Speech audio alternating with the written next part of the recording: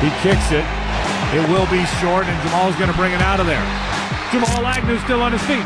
Jamal Agnew brought it all the way back. Are you kidding me? A 66-yard try. Tucker's kick is on the way. It is good.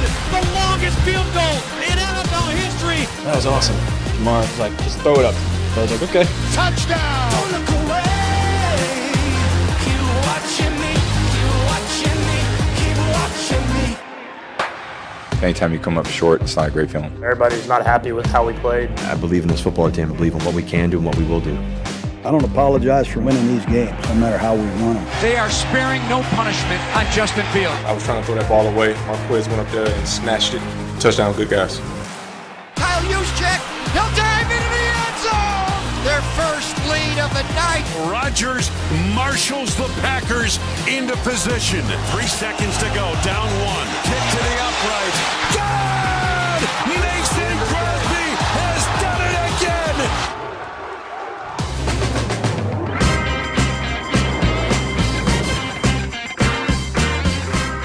He's Jalen Rose. I'm David Jacoby. We are Jalen and Jacoby. What is it that we do? We watch the Lions play football every weekend. That's what we do. I was so worried about you. We will get Jalen's reaction to that heartbreaking Lions loss, but we start with last night's game. What a game it was. You cannot give Aaron Rodgers 37 seconds and no timeouts. Everybody knows he's going to Devontae Adams. Not once, but twice. And then he spikes it. And then, of course, right down the middle, Crosby. What did you think about this miraculous comeback from Aaron Rodgers, who we've been talking about for months? I love the chess game that I was watching between the head coaches as well, Shanahan and LaFleur. It seemed like they pulled out all of the stops in the playbook. It seems like Shanahan was looking over at Rodgers like, you see the kind of stuff we running? That's how it would look over here if you was running with us. And then LaFleur was like, this is my guy right here. We're going to feed Devontae Adams. Aaron Jones leads the league in touchdowns currently, and it's no surprise to anyone. When we looked up at the clock and knew Aaron Rodgers had enough time to march his team down the field, it was likely that it was going to happen. However, he made some great throws, Jacoby. It wasn't a given by any means, and I like the way he celebrated playing against his home state, who snubbed him on draft night. You could tell it was personal. You saw him playing with emotion. And you know what else I like? Every time I look over at the sideline, it seemed like Aaron Rodgers was the associate head coach. Didn't it seem like that? He was standing there just looking at the playbook, making calls on defense, doing whatever he could to be engaged.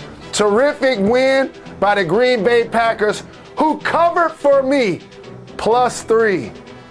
Well, Jalen, one thing about Aaron Rodgers is after week 1 and after that offseason, we were all looking at it like, is this going to go south? Is this going to go bad? But that last night, as you mentioned, engaged is a really good word, because that was a game for the record books. We will never forget this comeback. It came at prime time on Sunday night after a great day of football. Well, a great day of football for everyone outside of Michigan. Mr. Rose, my heart goes out to you. The Lions were so Lionsy yesterday. What a great game they played. They've got Lamar Jackson, 4th and 19. 4th and 19. And then what happens, Jalen? Hey, fam, look. I got tears in my eyes, dog. Like, I'm for real. Like, the city of Detroit is so extremely loyal. It's almost like we don't deserve this abuse. Like, we won one playoff game in 60 plus years, and we carry that flag high like we're the New York Yankees, okay? And then we get an opportunity to have Lamar Jackson at a 4th down and 19. I can't lie. I almost was like, this disrespectful. I'm like, they really gonna try to do this? Like, we about to crush Lamar. I was like, we about to crush Lamar. And then you know what I thought? I was like, wait a minute. I thought about Mahomes to the cheetah. And I was like, you know what? He gonna complete this. He stood in the pocket, And for everybody that says, oh, Lamar Jackson isn't a pocket quarterback, you're not watching the NFL. Did you see him take his time, Jacoby, survey the field? And like the QB killer Warren Sapp once taught me, just standing there burping the baby. Just burping the baby. Looking all over the field. And then all of a sudden they get in range. And you know what they do? They even get away with a penalty. That's so Lionsy. They got away with a penalty. And then, dog, Justin Tucker. On the day we honor Megatron, the Megatron's last season, Aaron Rodgers threw a Hail Mary against us, dog, and he dropped to his knees. Megatron was getting honored yesterday, and he's not even associating with the team. He was there with his family, his mom, his dad, and wife. They had to witness Justin Tucker make a 66-yard NFL record field goal. And you know what else? Tom Dempsey, who had the original record, he did that against the Lions also. It's like I'm concussed. I need to be in the protocol like they should have did with Devontae Adams yesterday. That should be me today. I can't believe that happened, man. I'm so disgusted right now. Jalen, let me spin it. The Lions played the 49ers, showed some fight, played the Packers, won the first half, and they had this game sewn up, 4th and 19 with the Ravens backed up. This Lions team is actually better than I thought because we all knew they were going to be 0-3. And Jalen, I'm predicting a win next week. I'm predicting a win next week against the Chicago Bears. It's happening. It's going to happen for the Lions. And one thing about Justin Tucker who needs to be celebrated, because I know you're from Detroit and you want us to talk about the Lions side. When Lamar Jackson threw the ball out of bounds, that was to set up a 66-yard field goal. I'm assuming he's like, I need to complete. I need to get us closer. But that's how much faith he has. See, look at this play. Look at the field goal line. That's the field goal line to get. And he just threw it away because he knew that Justin Tucker had the leg to kick a 66-yarder. And when it bounced off the upright, because when you're watching at home, you can't tell if it went forward or backward. The second it touched that net, I was like, oh no. Oh no. Jalen, I don't think this is an emotionally abusive relationship. That right there is the definition of two words. Big trust. You're going to throw the ball out of bounds now. You ain't trying to get no more yards. You ain't even trying to get an out route or nothing. It's like we're going to throw the ball out of bounds. We would rather get an incomplete pass and get Justin Tucker out there for a 66-yard field goal. I would have rather it gone straight in without hitting the upright. It hit the upright. It played with my emotions. And we lost the game. There is a former Lion who's not 0-3. They are 3-0, and that is Matt Stafford, and his Rams went up against the Tampa Bay Bucks, the Super Bowl champion Tampa Bay Bucks, and they look great. We said that the winner of this game would be the favorite in the NFC, and I felt that way after watching this. What do you think of Matt Stafford and the Rams? Cooper Kupp, Deshaun Jackson hitting his head on the goalpost, playing in his home state. And shout to Cali, who got Kawhi Leonard, Paul George, and Russell Westbrook all playing professionally in their home state. But you mentioned it, Matthew Stafford. A lot of people getting a chance to see him on the big stage for the first time. And we just saw why, because he played for my Detroit Lions. And he has that offensive guru right there in Sean McVay. And the thing is, that big arm, he's always had it, ladies and gentlemen. The key for him is just to stay healthy. That's it. And at the beginning of the game, he was a little bit off. Maybe a little bit of jitters. A couple of throws were off. You're going against Tom Brady. You're playing on a big stage, but he got it together. His defense allowed Tom Brady to be pedestrian most of the day. They didn't get the big explosive plays that they normally get as a Tampa Bay Bucks offense, and that's why the LA Rams are a legitimate contender, not only in the NFC, but to potentially win the Super Bowl. Well, if they keep playing like this, they'll move from contender to favorite because we know they've got Aaron Donald on the line, Jalen Ramsey in the secondary, but Kenny Young yesterday, Mr. Rose, the linebacker, they might have a stud on all three levels on defense. Young had 9 or 10 tackles, 1 sack, 3 tackles for a loss. Like, we talk about Ramsey and Donald so much, and they played great yesterday, but it was Kenny Young who really stuck out to me in this performance. But Jalen, one thing we need to discuss. Jalen Ramsey's outfit before the game. When you show up to the game in your Rams car with a Rams mariachi outfit, you cannot lose. That's when I knew they were going to win. The Bucs had no chance after this. What do you think about the trip?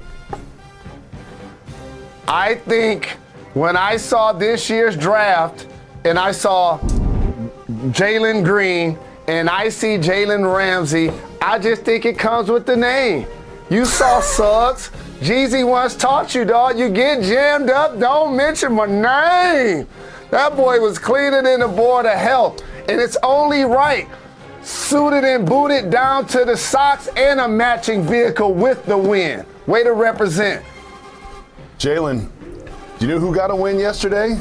It was not Patrick Mahomes. We saw what Aaron Rodgers did at the end of the game last night. Patrick Mahomes had an opportunity to do the same, but he could not because Justin Herbert and the Chiefs scored a curious touchdown at the end, leaving some time on the clock, but ultimately they did get the win. What do you think about the Chargers over the Chiefs?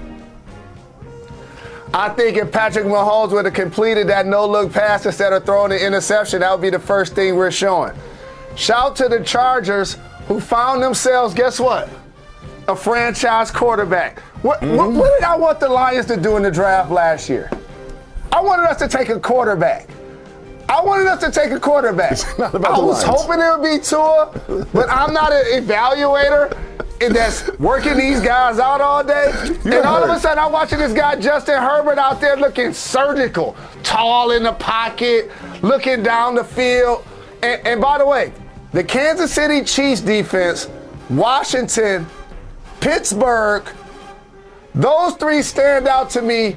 And the 49ers, those 4 teams, I thought their defenses would be better. Yep. That's kind of what I was thinking when I was watching the league yesterday. Those 4 defenses, I thought would be better. Let's see if they can get it together as the season progresses. Well, congratulations to the Chargers, and the Chiefs are now last place in their division after week 3. Jalen, who is joining us right after this short break? The starting quarterback for the Philadelphia Eagles, who's about to put on the show tonight against the Cowboys, Jalen Hurts, will be here. We want to go out there and get it done.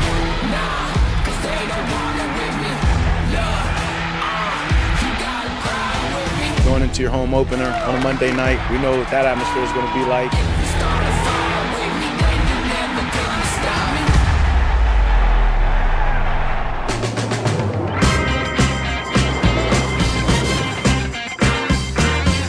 Coming to you live above the Heineken River Deck here at Pier 17, the Seaport. Welcome back to Jalen and Jacoby. Jalen, joining us right now on the program is the starting quarterback for the Philadelphia Eagles, Jalen Hurts. Thank you so much for taking the time. Appreciate y'all for having me. You have a huge game tonight, Monday Night Football, against your division rival Cowboys. What are the keys to getting this big win? To go out there and execute.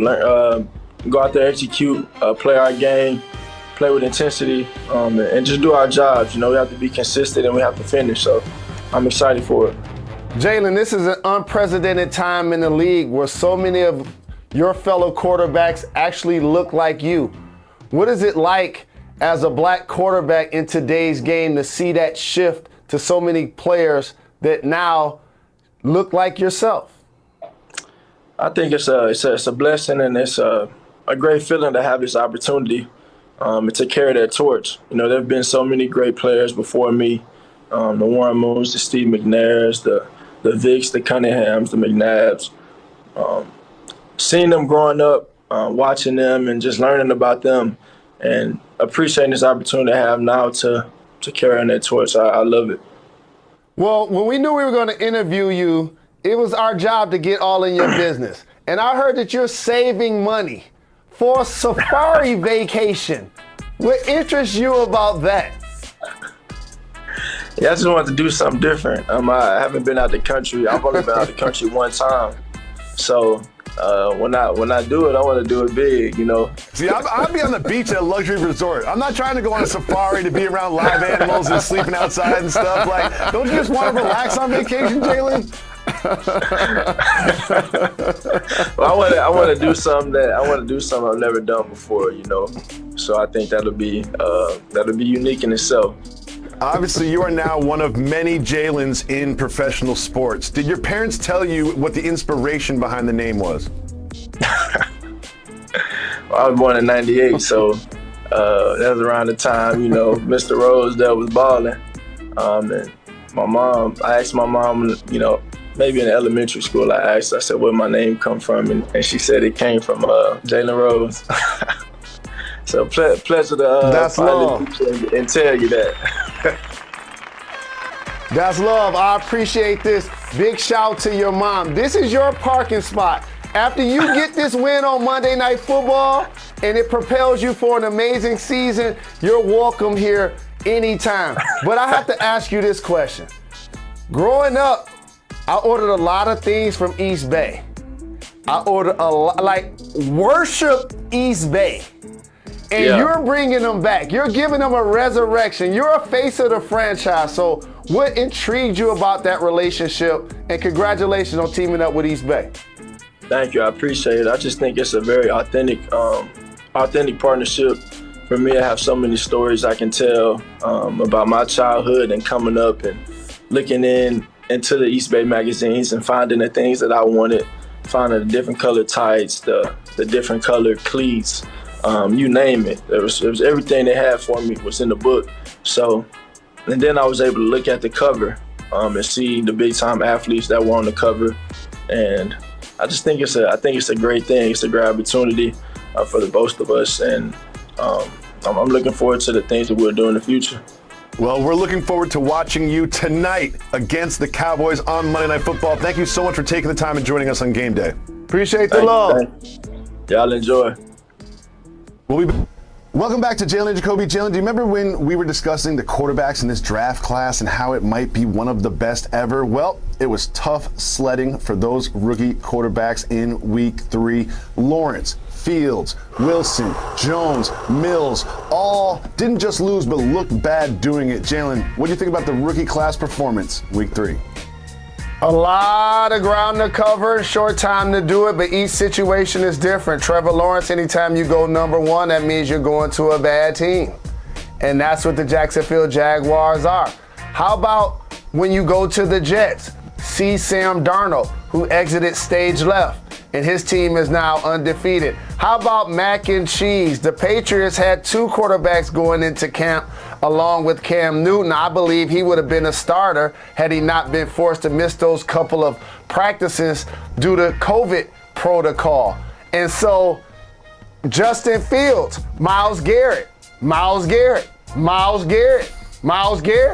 was unblockable when they played against the Bears. It really was. And of these 5 quarterbacks watching these games, like, I didn't even see flashes of potential in these games. Like, it wasn't like, Davis Mills probably had the best performance of all 5 of these players on Thursday night against the Panthers. But Trey Lance also, you notice we didn't mention him because they got down in a short yardage situation and he scored a dynamic touchdown. And you know who he resembled? Colin Kaepernick. What an irony. We had starting quarterback of the Philadelphia Eagles on the program today. He faces off against the Cowboys tonight on Monday Night Football. How do you see this one going down? Shout out to my brother Brandon Graham, who's out for the rest of the season for the Eagles due to an injury.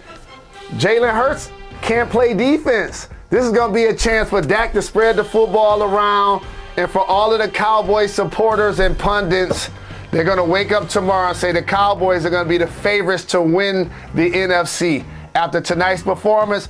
But Jalen Hurts is going to get his also. I anticipate at least 250 yards passing, 75 yards rushing, 1 or 2 TD passes, 1 or 2 rushing yards, 1 or 2 rushing TDs. He's going to do work regardless. This is a pivotal game for the Cowboys. I mean, they looked good week 1 against the Bucs. They looked good against the Chargers, who just beat the Chiefs. But they need to win tonight, especially because this is a division game. When you said they'll be the favorites to come out of the NFC, I thought you said NFC East. I would say they're favorites to come out of the NFC East, but from what I saw against the Bucs and Rams, I wouldn't say the NFC. We'll be back tomorrow, 4 p.m., ESPN2.